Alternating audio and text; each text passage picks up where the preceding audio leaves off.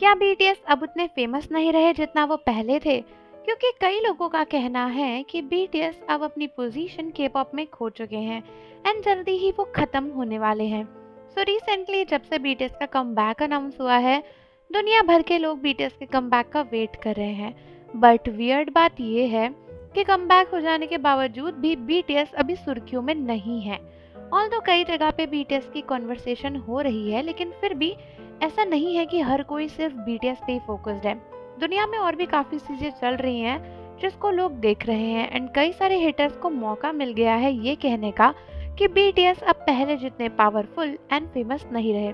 उनका कहना है कि इतने सालों बाद कमबैक कर रहे हैं बीटीएस, लेकिन उसके बावजूद भी बाकी कंट्रोवर्सीज बीटीएस के मुकाबले काफ़ी स्ट्रॉन्ग चल रही हैं एंड लोग बीटीएस में उतना इंटरेस्टेड नहीं हैं। कई लोगों का ये भी कहना है कि इतने टाइम बाद बीटीएस के सातों मेंबर्स एयरपोर्ट पर दिखे, लेकिन उसके बाद भी ये न्यूज़ इतनी फेमस नहीं हुई जितने कि पहले एक ही बीटीएस मेंबर का एयरपोर्ट पर दिखना फेमस हो जाता था।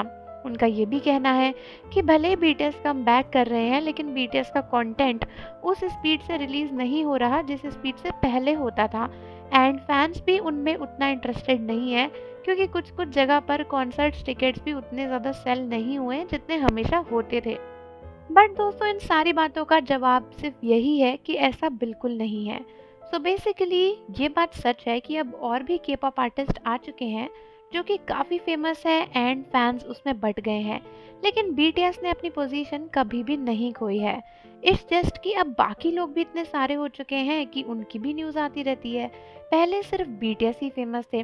दूसरी चीज़ ये कि बीटीएस आज भी उतने ही फेमस हैं, उनके कॉन्सर्ट्स के टिकट को ले पाना आज भी उतना ही मुश्किल है और ये चीज़ प्रूव होती है कई सारी वीडियोस से जो फैंस ने खुद ही डाली है, बताया है कि लाखों लाखों की लाइन में ऑनलाइन लग के उन्होंने एक टिकट खरीदा है।